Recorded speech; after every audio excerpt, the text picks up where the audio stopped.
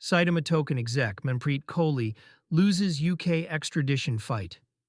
A former executive tied to the Saitama meme token has lost his bid to avoid extradition from the United Kingdom and will be sent to the United States to face fraud and market manipulation charges, according to Reuters reporting, relayed by Cointelegraph on August 27, 2026. Manpreet Kohli's failed appeal moves a years-old token collapse into a U.S. federal courtroom. The charges behind the extradition, Kohli is accused by U.S. prosecutors of fraud and market manipulation connected to Saitama, an Ethereum-based meme token that drew a large retail following during the 2021 cycle before its value fell away.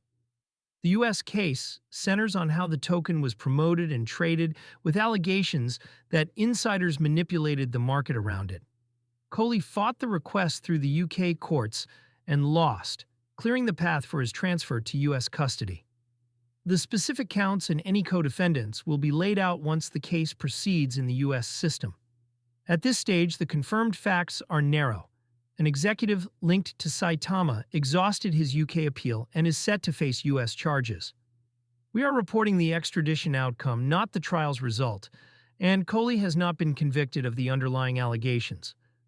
A meme coin era catching up to its promoters, Saitama belongs to the class of 2021 meme tokens that launched with aggressive marketing, thin disclosure, and prices that moved on hype rather than cash flow.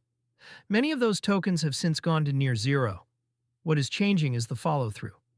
Prosecutors in the U.S. and enforcement bodies abroad are working through a backlog of cases from that period, and extradition is one of the tools they use when a defendant sits in another jurisdiction. For the people who bought Saitama near its peak, the money is long gone. The legal process runs on a separate clock. A token can be dead for years, while the case tied to it is still being built, argued, and, in this instance, routed across borders. Cross-border enforcement is the real signal. The detail that matters here is jurisdiction. Kohli was in the UK. The charges are American. The UK courts agreed to hand him over.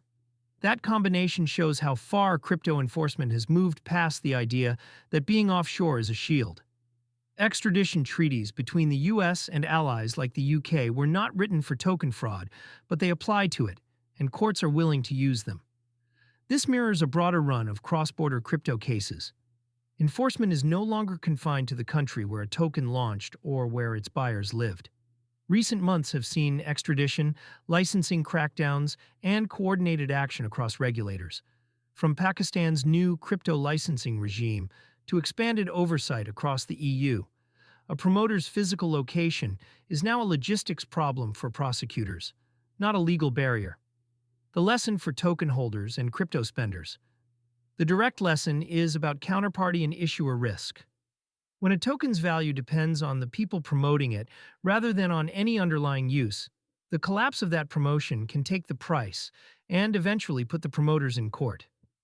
Neither outcome returns money to holders. For anyone who spends crypto rather than trades meme tokens, the takeaway is about custody and provenance. A self-custody setup keeps your funds out of any single operator's hands, which matters when an operator is the subject of a fraud case. It does not vet the assets you hold, though.